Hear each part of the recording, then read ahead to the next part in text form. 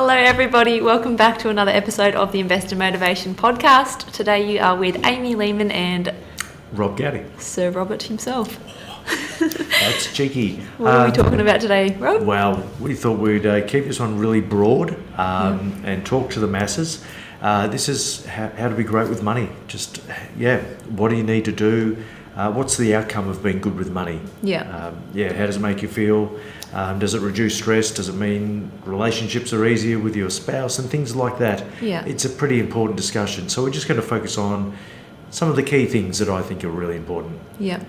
Just because we're talking about this, it doesn't necessarily mean we've done every single one of these things, and that's why we're, financial advisors and think we're the greatest with money.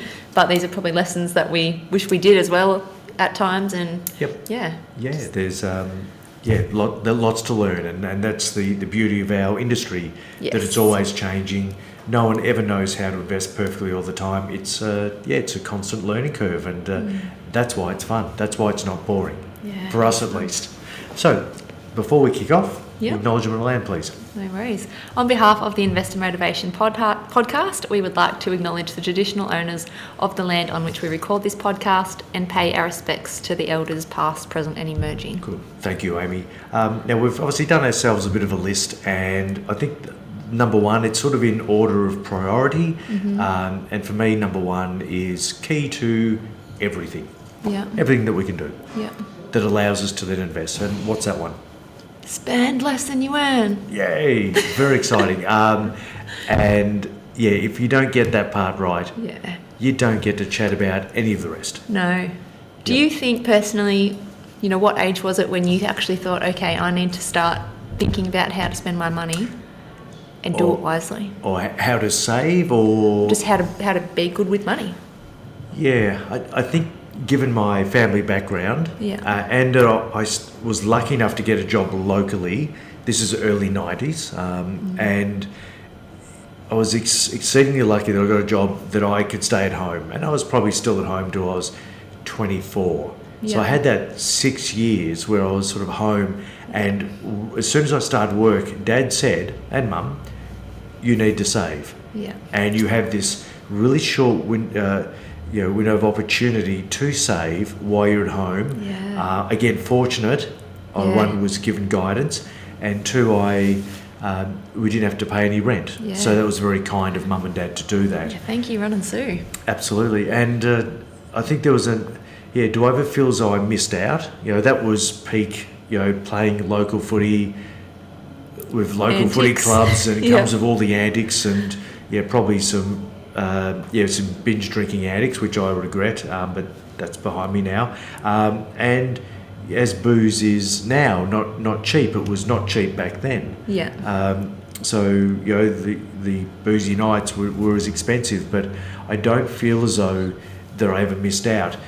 But I also think back then, you had 3 pairs of shoes. You had a pair of football boots, you had a pair of runners, and you had your going out pair, which were dreadfully stained and all messed up. If Wilson's is anything back then like it is now, I'm sure they were. Yeah, so everyone can imagine their dingy nightclub. Well, every town has them, and we had one. Yeah. So that's where we went.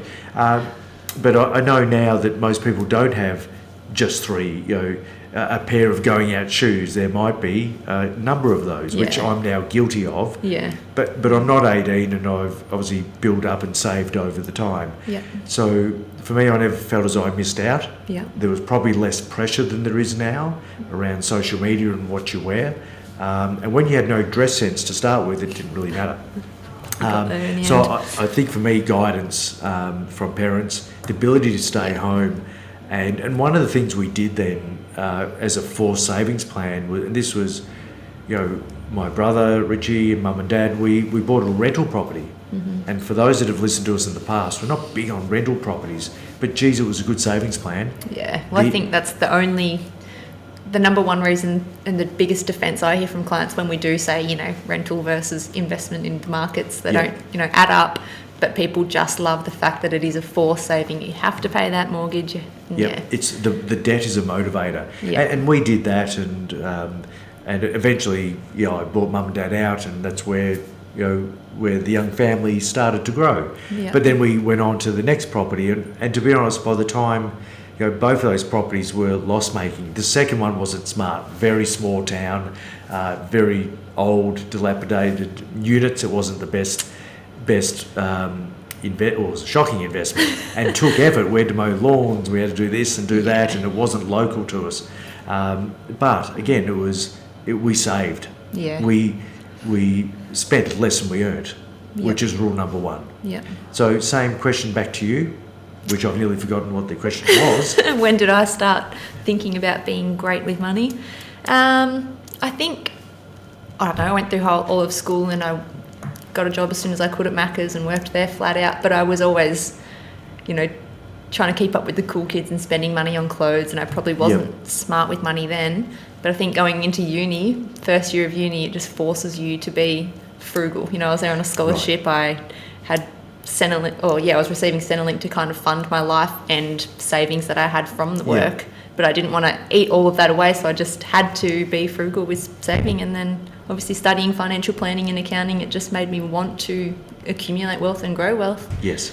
So that was 6 years ago now. And ultimately growing wealth, I think there's two parts to it in my view. That it could be three, but there's having wealth or just means you're not having to worry about money. Yeah. And it takes a long time to get there, and that's and it's not just about that, the lack of stress around, that bill's just come in, how do we pay that? And it can be also, for me, a sense of accomplishment that what I say to clients, I've always said I eat my own cooking.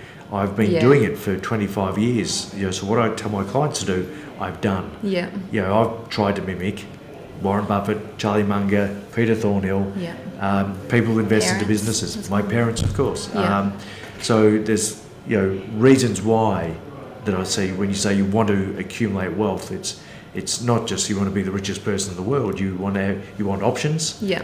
You want stability. You want to feel secure. Yeah. You look up to those Warren Buffett type, and you want to emulate that because that's inspiration for you and motivation. Yeah. Yeah. And that's probably a good point. It's not just me, how I learnt about wealth.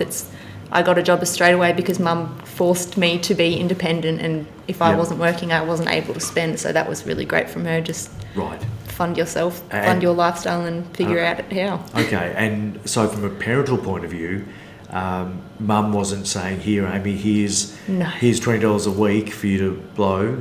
She gave you nothing, and you had to go and earn if you wanted that extra bit. If you wanted the cool sneakers. Yep. I had to buy my school uniform. I had to do everything as soon as I got a job because, Mum's never had a lot of money. So I guess seeing that growing up, it makes you not want to have that and, grow wealth and be different. So. And did that mean when you bought your uniform, did you respect your uniform more? I wish I could say yes. Right. But I don't know, a school uniform's a school uniform really, isn't it? So surely the winter dress would have been well looked after because they were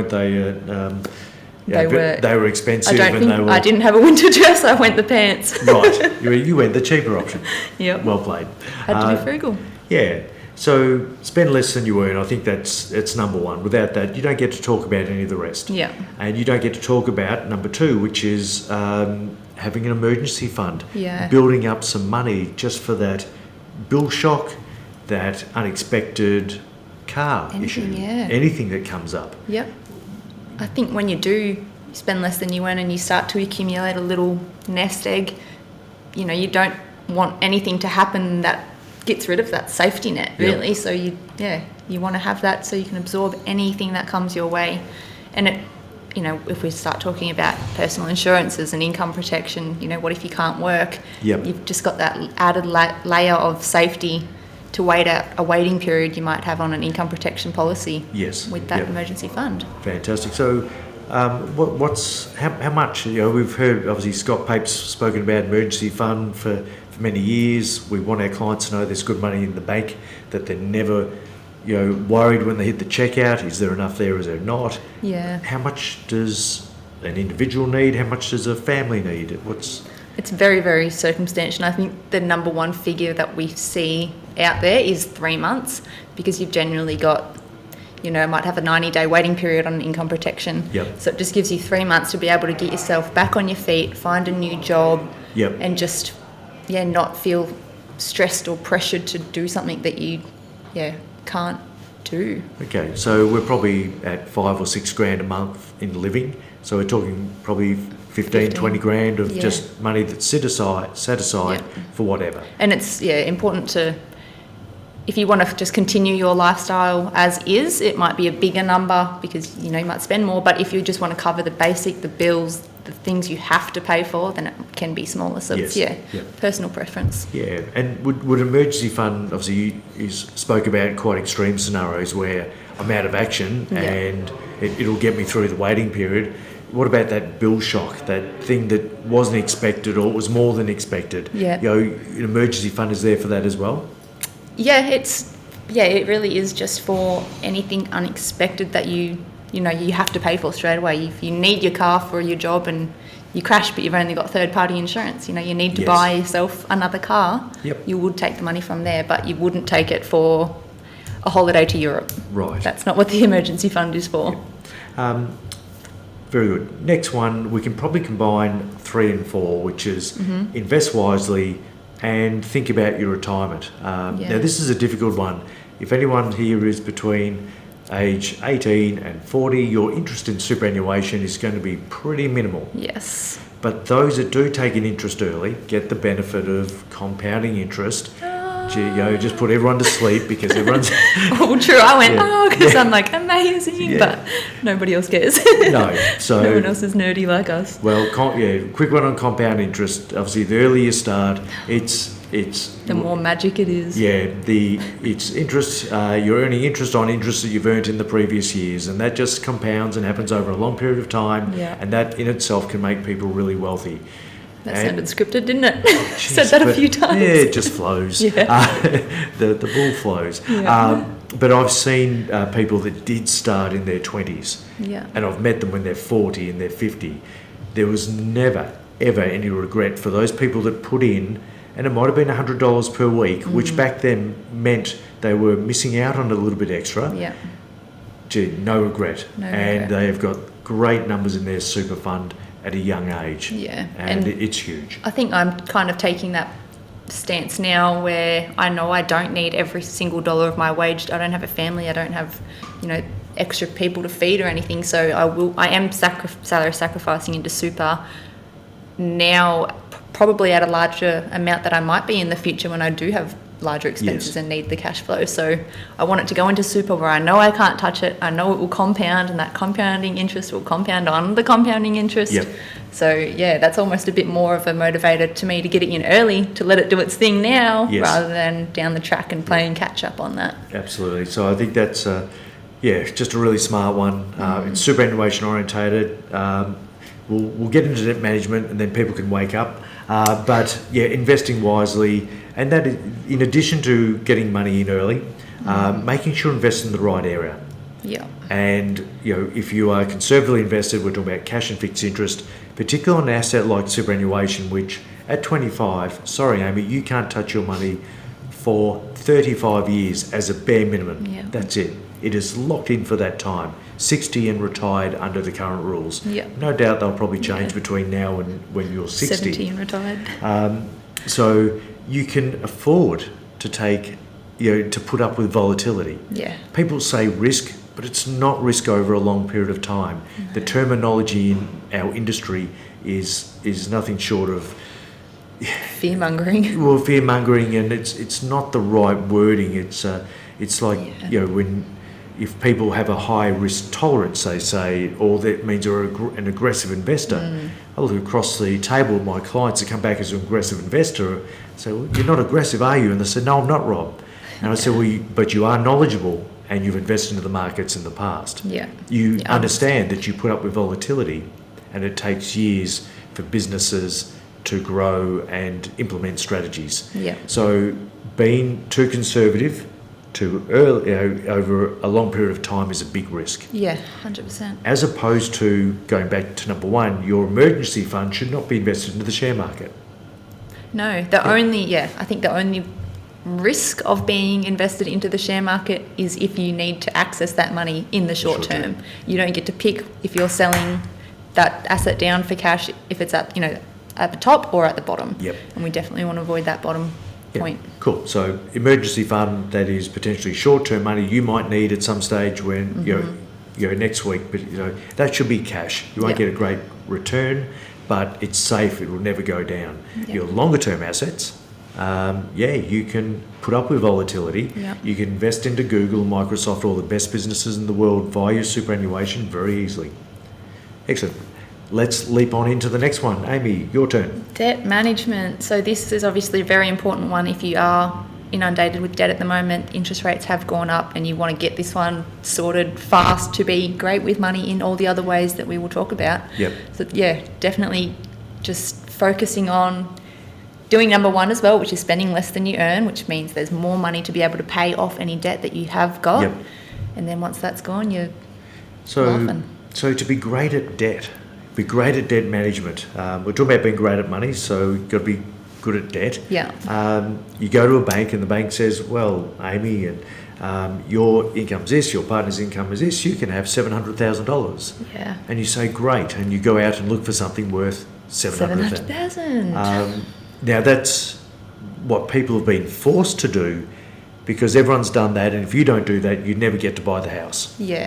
Particularly in the major capital cities. So that is serious, but it means that people have gone to much higher debt levels.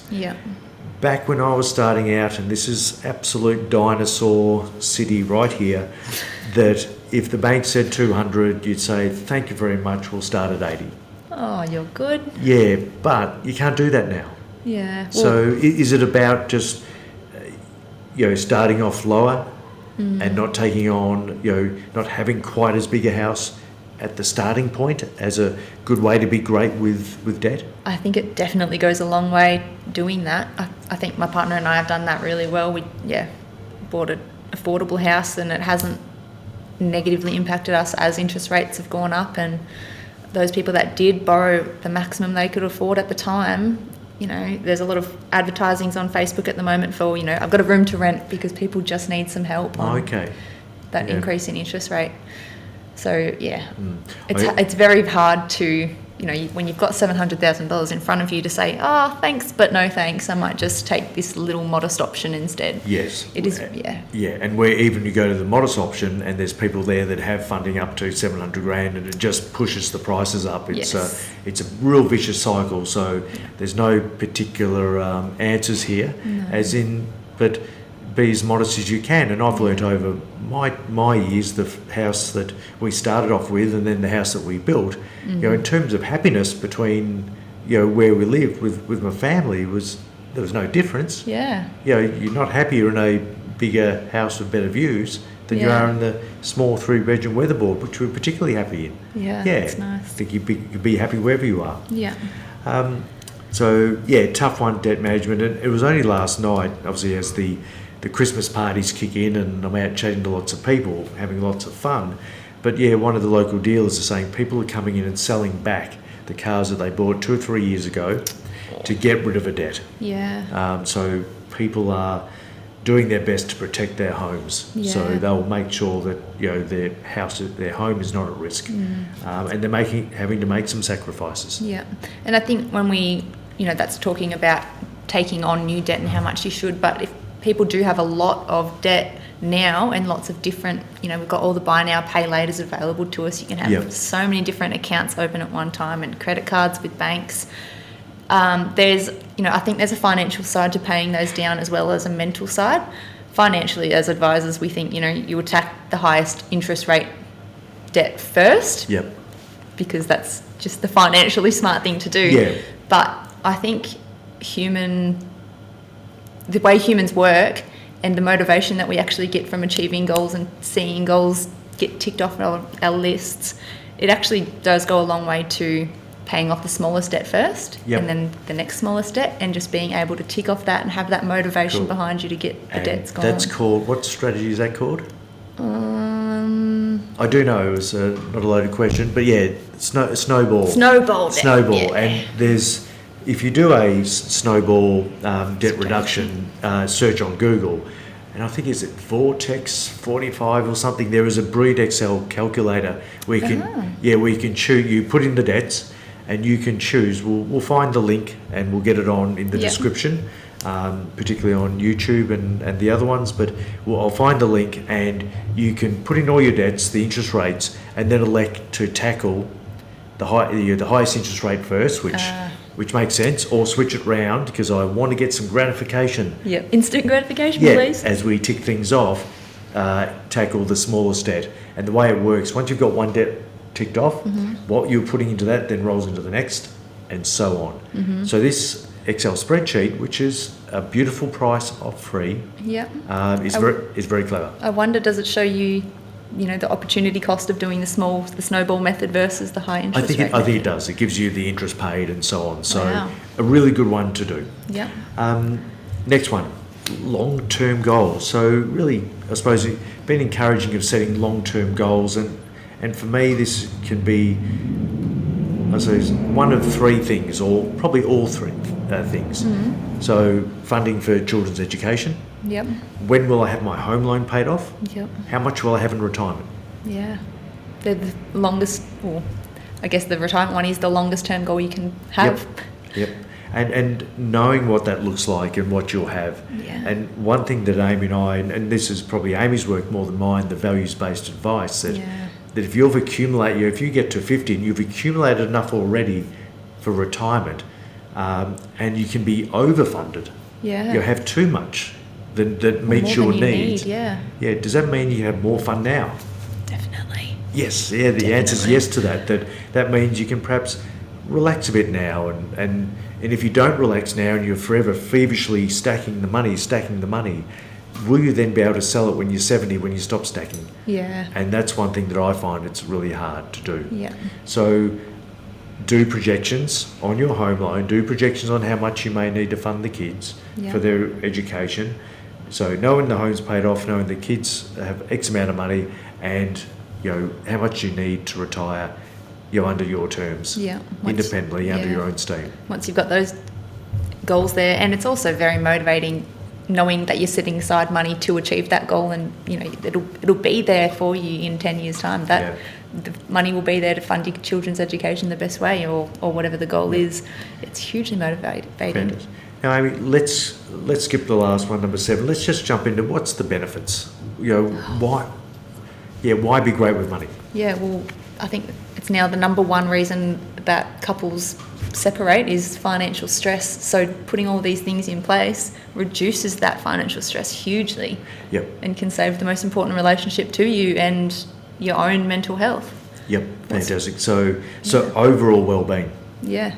Yep. Mental well-being, what's more important than that? Yeah, and so if you're well, then it means you have more fun. Yeah. So less, I suppose, financial orientated arguments. There's enough to argue about in a relationship. So being great with money and being on the same page is obviously key. Yes. Key to this. That's obviously one of the non-negotiables. A couple need to be on the same page. Yeah. It needs to be give and take, and obviously meet in the middle. But if you're on the same page, then you're not arguing about it. Yeah. Yeah. And that obviously, setting a budget each.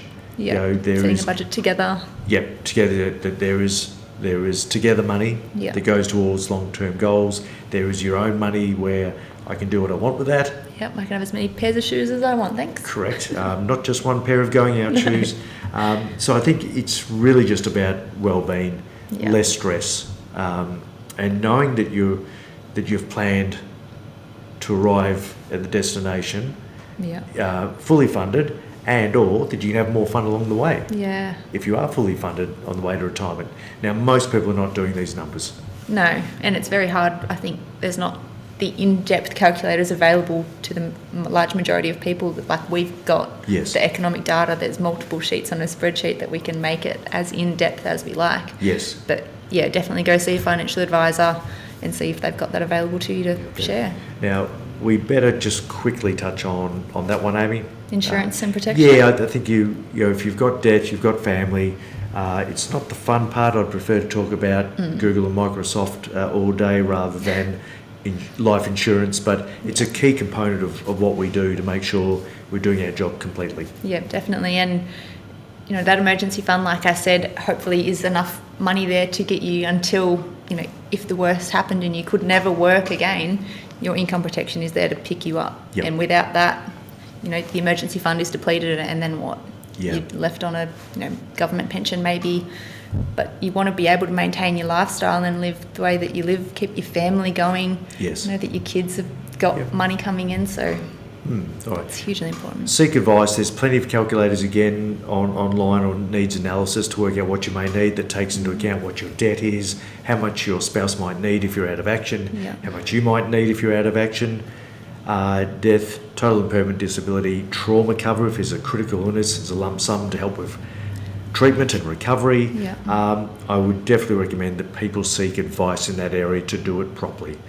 The default cover that you get in your current supers, which will generally be death and TBD, and possibly some income protection, will not be enough. I can guarantee you that. No, and we have the ability to quote the entire market and find the best rate with the actual best quality of cover as well.